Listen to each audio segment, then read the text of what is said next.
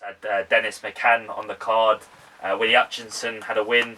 I mean, probably the highlight of the night, Archie Sharp. I know if you got to see the knockout. Times I've seen the highlights, but not the bit. So I'd probably say he was kind of the highlight reel of the night. But Dubois again, man, he's proven himself as guys probably like looking at this guy as like he's a dangerous. Not far, right? You've got people. I think you're right in what you're saying. I think with Dubois, at some stage, people are going to say, well, throwing him in the deep end. Then, does he beat Joyce? Does Joyce beat him? I don't know. I'll be surprised if they make that fight. Cause do you think it's? I think personally it's a bit too soon for Dubois. He's young. They don't need to rush him.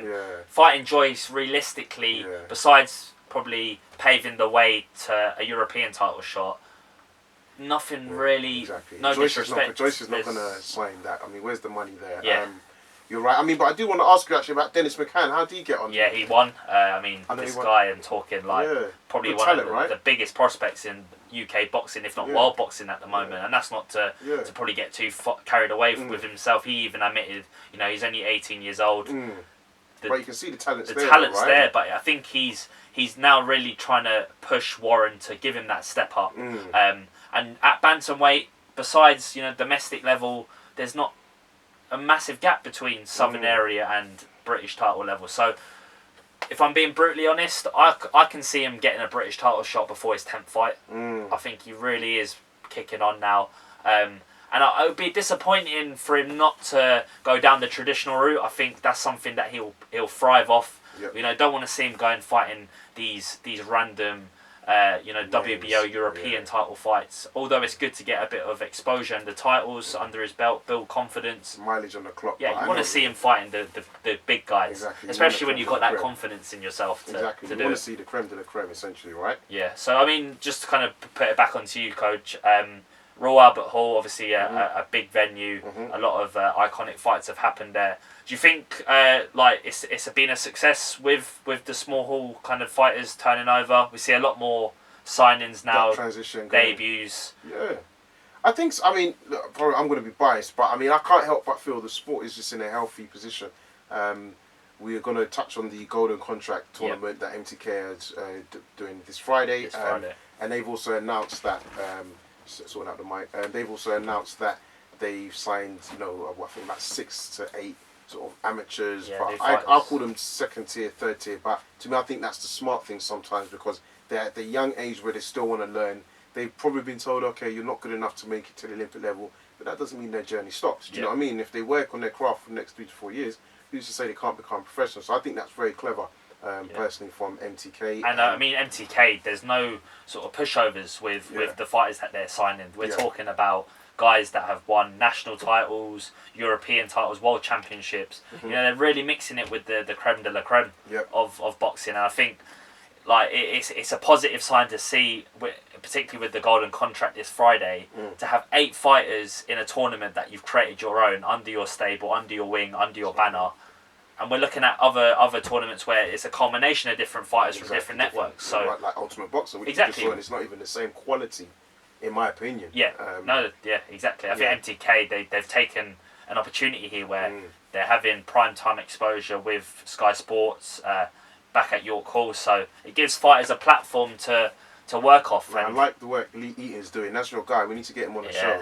Big Lee. No pressure, Tom. You've got to get him on the show. Get him on the show. Do you know what? He's a character and he's good for boxing. You know, he's not this kind of, what would you say, corporate. So he doesn't take this corporate stance where he's all kind of for the banner. He really does kind of talk highly of fighters. He gives them. We see him putting in the work.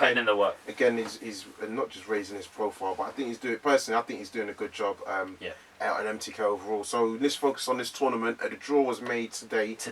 Bit of a weird one. Yeah, did you see the matchups? Yeah. Some tough ones, right? Because I probably would have said Walsh as a favourite. Maybe a Wood McCulloch. And then those two have faced each other. And then Walsh is facing the Cuban guy. Yeah. Which I thought, okay, so again, start as you mean to go on. But you're looking forward to it? Yeah, definitely. With these tournaments, you've got to beat everyone to win. As you said, you've got to beat who's in front of you. There's no excuses. There's no working around things. You face who's in front of you.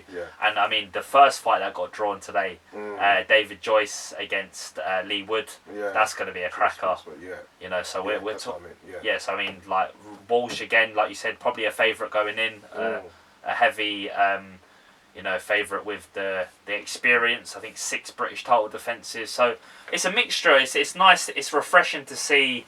These guys. The Cuban is in it. He's supposed to be a talent. There's another southpaw in it. I think 11-0 with crazy knockout ratio. So I think it's a mixture of experience with just brutal KO ratios. So it's going to hopefully light up. I think you hit the nail on the head there, and we're going to see the true aspects of it. But I think you've got the lightweight VidCon tournament that's going to come up. Yep. I'm pretty certain they're going to, because they've literally built a portfolio of fighters. I'm sure they're going to have more options there. So 100%. For me, I would say you got to look at this and say, you know what, these guys really, they know what they're doing. It's going to be a good tournament. Looking forward to the Friday. I can't make it, but Tom is in the house. I'll be down there covering MTK Global. Do you know what I mean? Putting the word on the map, on the street, sorry. Other than that, that was really good. So I just wanted to talk about David Benavidez versus Darrell. Yeah. What was your thoughts on the fight? I mean, you were there. You saw just as much as the light was on the main event. We're talking about a guy that's come off a drugs ban, back in the mix. Darrell has been around, seasoned veteran of the division. Yep. I mean, a crazy turn of events really with that cut. I mean, how kind of would you have assessed the fight going in? What would you have said surprised you the most out of that? To be fair, nothing really surprised me in that fight. And look, I liked Darrell. I thought he was a good champion, but I felt, I don't want to say writing on the wall, but what most people would have felt going into that fight was that Darrell is the older champion, Benavidez is the younger lion prospect, somebody that probably deserves, do you know what I mean, the fight. Deserves the win. He lost the belt because of his own foolishness. Yeah, he will openly say that. I kind of said to myself, I felt that he was going to win, and I did feel he was going to be stoppage. And I don't know. I looked at Darrell. There was shades of the J. Leon Liev sort of like aura about him. Yeah. Just his way he was manoeuvring. I did like at the press conference, he turned it up a notch because they'd been totally respectful. But I do also believe that was just optics. I think he knew the power of Benavidez was there. I felt he probably went with how most people would have said, within by 10 rounds it's going to get to him. And Benavidez, he's not the most accurate of puncher. He is a big puncher. He's not the most accurate in terms of the way where he lands. So it's not even just like, okay, he connects to the head, but I think he needs to focus on the body a little bit more just to stop guys moving around. Because if you watch that fight, Darrell was able to kind of move and get on the bike. And I think a young fighter like Benavidez really needs to be stopping these guys in their tracks, and he needs to learn technically, because he's still young. Okay, how is he setting traps? How is he working the body, keeping these guys positioned in, like not allowing them to just switch, clinch, and then break. Do you think that's a similar trend with you? Callum Smith's a big guy for the weight. Benavidez similar height, stature. Do you think these guys struggle with fighters that are able to box on the outside and not use their reach and their length to really close the distance? Do you think that's something that Benavidez will need to do when he fights a Billy Joe Saunders or someone like that who's going to move and is going to throw shots from different angles? I mean, and just before you go on that, and that's before you speak on that, I was going to say what a division that is now, because really you needed Benavidez to kind of have the belt to start making noise and become a key player. To make himself relevant, bring himself back into contention. And I think with Billy Joe Saunders, Callum Smith, Caleb Plant, you're saying to yourself, wow, like those guys alone. Do I think there's going to be any politics that get involved in that? Maybe not. But I think in the long run, do you know what I mean? You've got to say to yourself, who's afraid of who, but would Benavidez be afraid to fight Billy Joe Saunders? I don't think so. Would Billy Joe Saunders be afraid to fight him? I don't think so. Yeah. If Canelo comes up, I think they would all want to jump at that as well. I think there's going to be some really good fights in my personal opinion. I find it interesting that you've got the two camps of Caleb Plant will fight Benavidez. Those guys seem to want to get it on as well. Yeah. And then you've got Smith and Billy Joe Saunders. Those two guys seem to want to get it on. So you could have two fighting within their stables, Yeah. and then the winner of each meets each other, maybe so come collides, together. Exactly. paths collide. Just before we go out to the callers, Callum Smith's announced his next defence. Yes. John Ryder, another tough game opponent. Yeah, I'm not gonna. Yes, tough game opponent. He's fought his way into position. You see routine win for Smith? Smith? Win for me, exactly. I think it's a routine win for Callum Smith. I think he's just got too much in his locker. I mean, you think of somebody like George Groves that he knocked out and beat him to the jab all night, and George Groves got a solid jab. I think you have to say that John Ryder, as much as that he will give a gallant effort, I think it's just going to be too much. Callum Smith is that guy. He's won the WBSS. I didn't give him his full props when he was being spoken about. But you speak to anybody in the boxing world, they tell you this kid is dangerous. He's probably maybe the favourites outside of a Billy Joe Saunders, but even then people may argue his power might be able to neutralise Billy Joe Saunders. I think it'll be too much. Yeah, I think as well, if you're looking stylistically, patience over pressure, I think with Smith, he picks his shots very well. And I think Ryder's only got really one option, is to come forward and really put it on Smith. And it'd be hard to think that he's going to squander a big opportunity when you have Anfield in the works with Saunders. Precisely. You know, there's a lot. I don't think Smith is going to get carried away. He's going to respect Ryder's a good opponent. He himself had that good fight with Billy Joe Saunders all those years ago. So. Exactly. And I think you hit the nail on the head there when you said, like, respecting the opponent and how he picks his shots. And for me, I think that's when Callum Smith is even more dangerous, when he's at range and he's picking those shots. And he's just, I think if you get up close, you might have a bit of success. We've not really seen it. I agree. Apart from George Groves, the opponents haven't been high level, but you got even the Swedish guy that he beat. I want to say the Swedish guy he beat just before. Scotland. His name.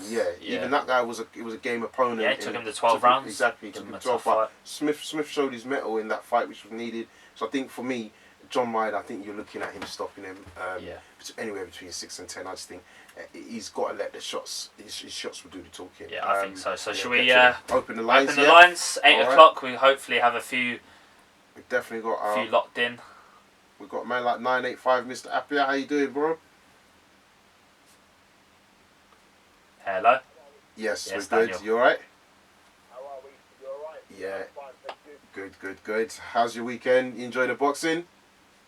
Yeah. Did some great fights between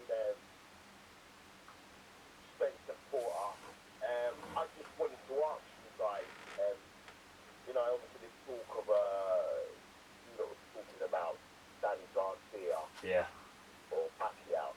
Do you think any of them have what it takes to beat Spence? If I'm being brutally honest, no. I think Spence is far too big for all of them. He was even touching on moving up to 154 to fight Williams. But yeah, no, it's a good thing to raise because you've got so many different styles in that division. You've got Garcia, Porter, who are all of the similar kind of stature. But I think Spence is just he's proven it. He's too imposing, and he punches like a mule. So can I see anyone giving him problems? It's a tough. Crawford, you could make a case for saying because he's a switch hitter, he's stylistically awkward. But I think if terms of raw power, Dan, I don't think anyone gives him any trouble at all. Yeah. What about you? How about yourself?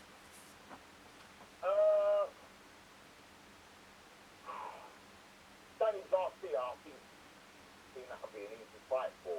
Yeah. I think Pacquiao might give him a little bit of trouble. But Garcia, nah. I think he's dominated. Yeah. So, Thoughts on what about the fights on the weekend? Daniel Dubois. What do you make of his first round knockout? Do you expect to see him fighting for any significant title soon? yeah, I mean, the bar is making a little bit of noise. But I actually did the bar the other day. But, he's a fighter that's making a lot of noise. And hopefully he'll be in some big fights soon. Yeah. And Dan, one last one before we let you go. Nigel Benn return to the ring. What was your initial thoughts when you heard the news? Do you know what? For me, like, I don't like really being in a grey area. I like to make up my mind quickly as to, like, should he do it, shouldn't he do it? Yeah. A lot of people are saying he should do it. But he obviously wants to, what's the right word for me to look for? Closure on his career. Yeah, he just wants closure. So you know what? Fuck it. If that's what's going to make him happy, let him do it. Yeah. Fuck it. He wants closure. Just try and deal with it. Everyone's saying the usual hater talk. Yeah. Talking about his health and this, that. I mean, they've given him his license, haven't they? They must have. Yeah. He's got his license and that. So they've obviously checked him out medically or whatever. Yeah. So he's good to go. You know what? If he wants to do it, I'm someone who, like, I like to push someone. If they want to do something, Yeah. Why not? not killing for one, fuck it, crack on. Yeah. And you know what? Good question you asked there. You know what? Nigel Ben, fucking crack on. And you know what? Good luck to him. Yeah. Now we echo that definitely, Dan. I think it does breathe a bit of fresh air to the boxing game. You got someone like Shannon Briggs who's been fighting to get a license, and he's only 40 something. So do you know what? I think Nigel Benn is probably doing something positive. He's back. He's doing his thing. Coach has got a. Dan, I'm a hater, bro. I'm not gonna lie to you, He's bro. not feeling it. I'm a hater, bro. You know what it is, and I do agree with you. You're right, and I think even a lot of people say it, and I agree. Who am I to tell this guy he can't do it? Nobody, and nobody has the right to do that. It's true. Just like nobody has the right to tell a fighter to quit. I just look at it and I just think, like, you know what? I noticed I was like, I'd rather him fight one of these KSI Paul Logan guys than than Sadio Bika, because Bika could, you don't know, he's only 40 years old, so still 12-year youth. He had a fight, they said, 2-3 years ago, so yeah. Even still, like, the mileage, it's like you going to play football with the same type of crowd you were playing when you were 18. It is good, but can you really hang? And I'm just like, I just hope Nigel Benn can hang and he doesn't get hurt. I think, if I'm being truthful, I just hope he doesn't get hurt, because then I think the sport will look a bit like a joke. Because again, you don't get basketballers coming back. You don't get footballers unless they are like the GOATs. And Nigel Benn was never a GOAT. You know what I mean? We're not talking Mayweather, Andre Ward level. So I just think, hang it up a bit, But I totally get where you're coming from. Are you gonna buy the pay-per-views? 10 quid. Any chance of you going down to Birmingham for the day trip? Yeah.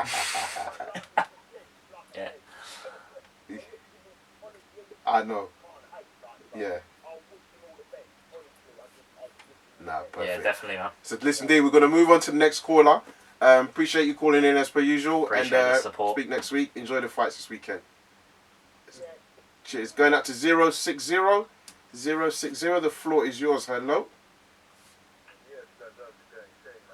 Yes. Look. How you doing, yes. Shane? How you doing? Long time, brother. How you doing? What's on your mind?